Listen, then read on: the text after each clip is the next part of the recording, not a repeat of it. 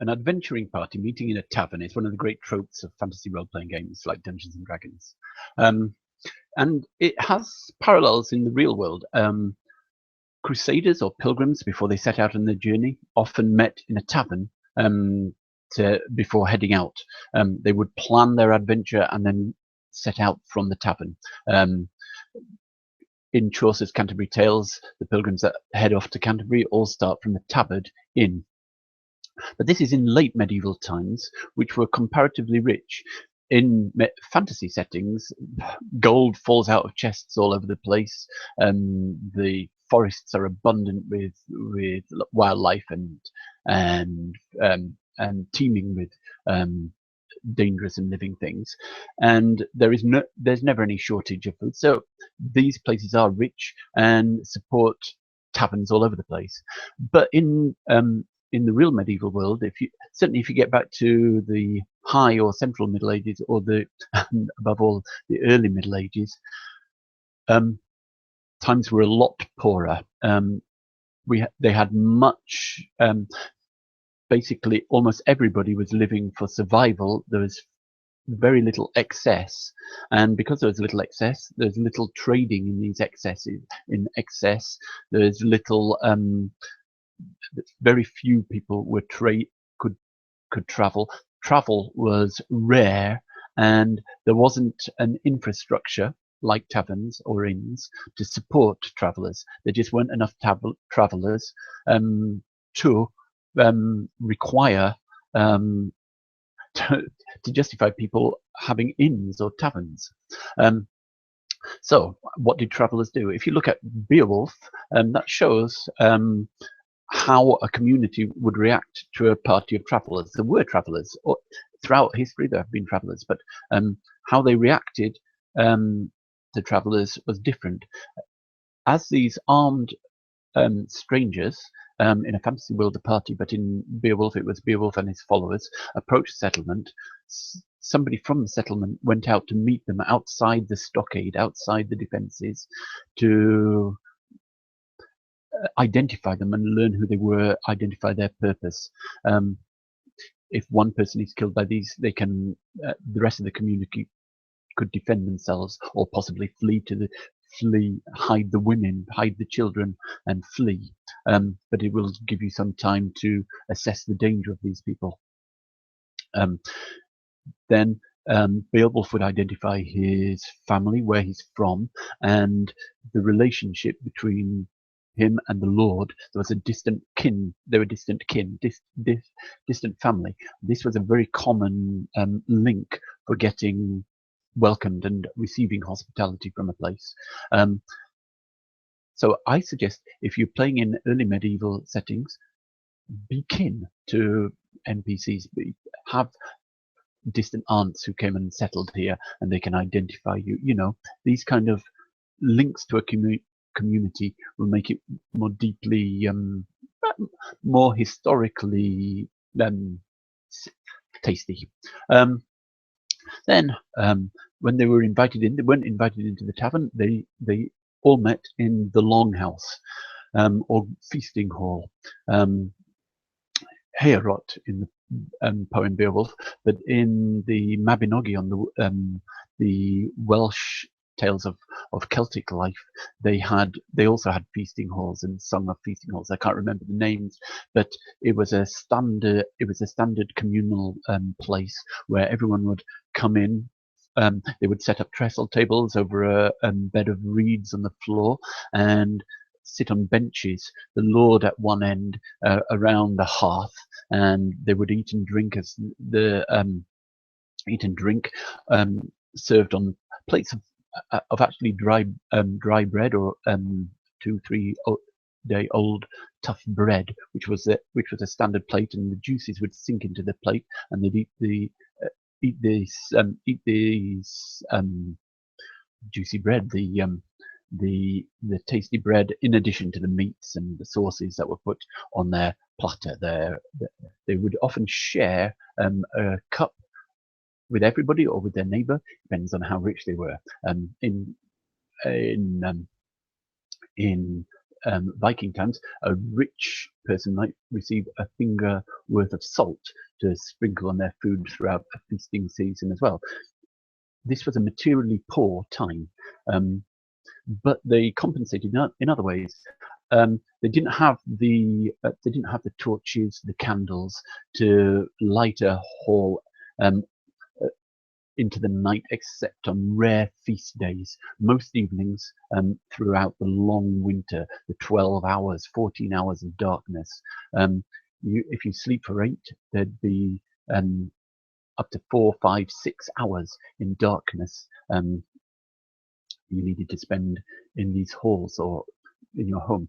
Now, there are some activities you can imagine, but a valued member of the community is a storyteller, the musician who can pass this time entertaining the others. The priest, whether Christian, telling stories from the Bible, or pagan, before that pagan, telling stories of the gods and the legends of old. People who could entertain people in the darkness with their stories and wisdom and what they knew, their skills, were very valued and replaced television, social media, internet, etc. that we have today.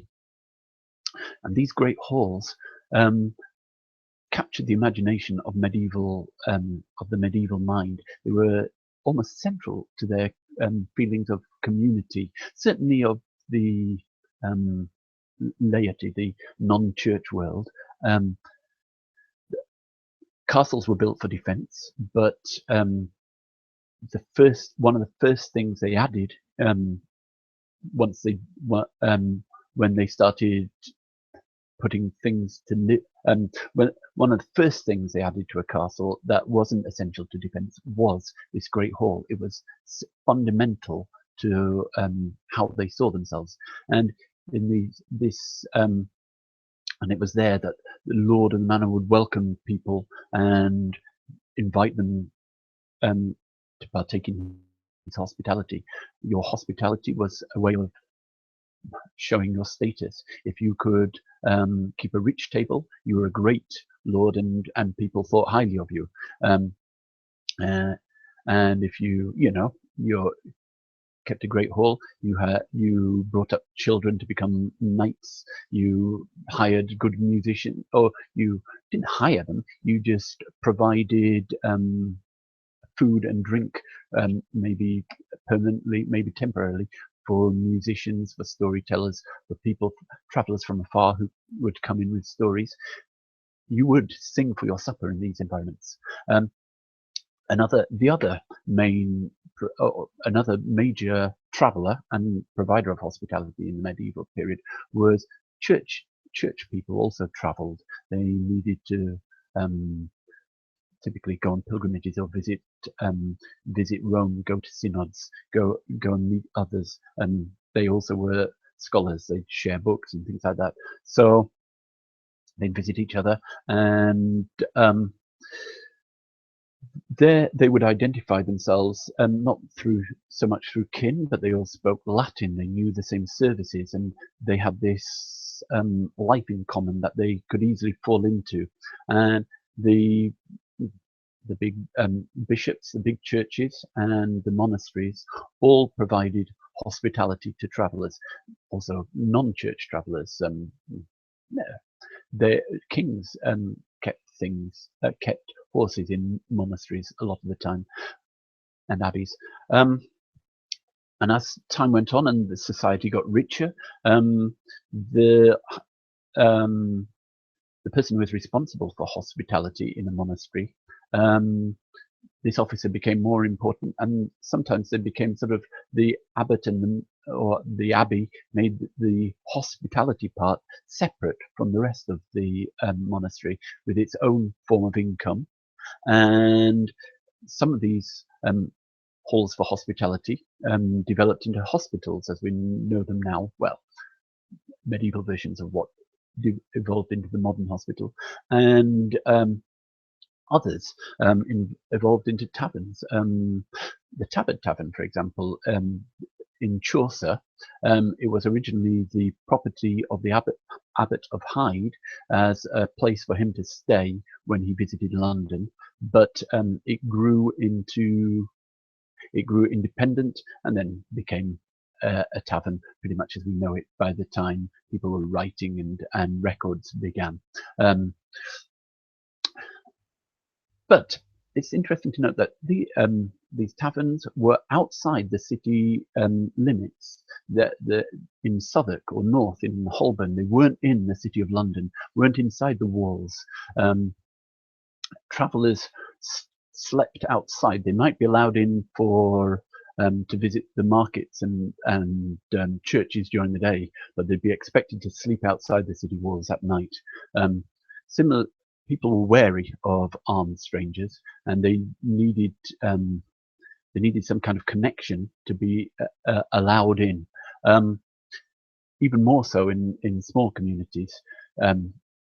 Farmers, places that don't have a tavern, off the beaten track, they would much rather the travellers, unknown warrior-like travellers, would stay in a hay barn outside the stockade or outside the defences, or maybe they, if they had no defences, they would invite them in, but somebody, as they saw them coming, somebody would run with, the pretty women, any money they had, anything worth stealing. They would go and hide in the forest and sleep, go and, stay with their Uncle John in the farm, in the hut in the middle of nowhere, where they were unlikely to be found, while these dangerous foreigners were entertained by Master John and Grandma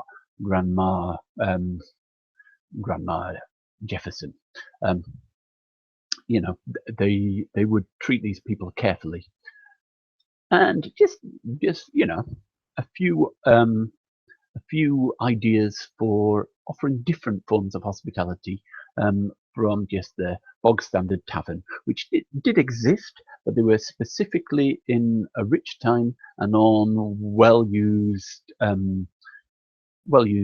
routes. If you get off the beaten track, don't expect taverns. There isn't the economy to support them. Do what you like, but this will add a bit of historical bite and realism to your games. My name's Caius. I love role-playing games, and I hope to see you in one.